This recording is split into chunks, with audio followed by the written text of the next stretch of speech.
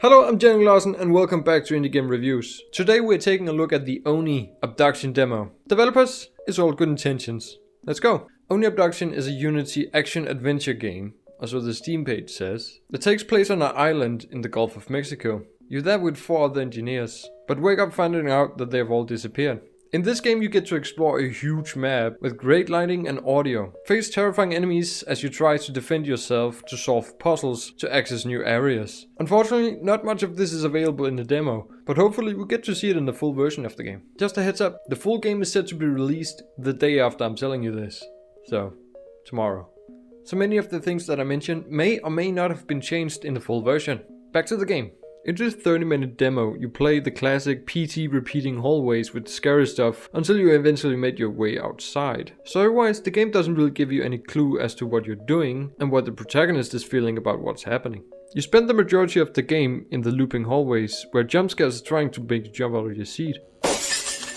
Though I would say I'd get more surprised rather than scared. Getting scared by a jump scare does also mean you have to lead the player into a feeling of unease and leading up to something scary by using music, and in this case, the aliens. Showing the aliens running up the stairs or past windows would help leading up to a tense moment. Scaring the player with a loud noise and scary faces have a high chance of making the player angry rather than them hoping for the scary stuff to end.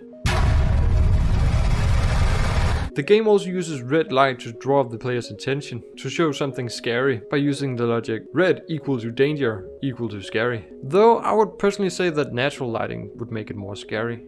In the moment with the alien standing in the window, having the flashlight lighting him up would make it more terrifying than the red light that seems to be emitted from nowhere. You lose a lot of fear towards the aliens, since they're shown quite often in their full naked form. You can walk right up to them without having to worry about any danger, therefore leading to fooling around with the aliens rather than fearing them. The aliens don't really have any big amount of animations. This is fine since the model was obtained through online download. However, more animation would also make it feel more alive, so it doesn't just stand there and look into my soul.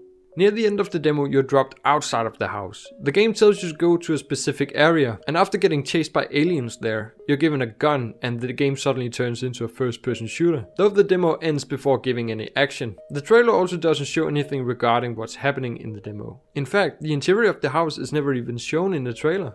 This made me question if I even downloaded the right game for the first 20 minutes of playing it.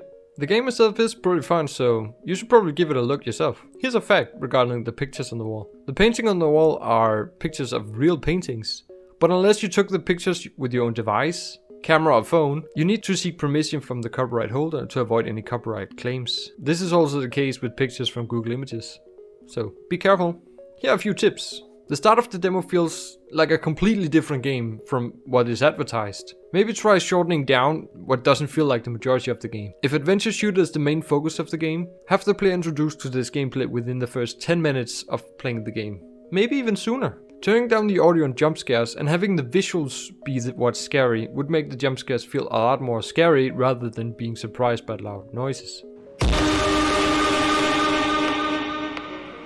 Having the aliens walk past windows with sounds of footsteps would help the player feel more tense rather than having the aliens flash his naked body in red light and look at what I assume to be the paintings on the wall. Moving the camera to the peephole in the door with music fading in would make this jump scare perfect in my book. Here are my favorite parts of the game.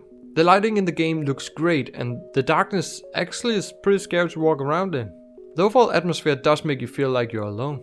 The UFO looks great and works very well with the red lighting. Here are my least favorite parts of the game. The intro to the promised gameplay is taking up too much of the demo.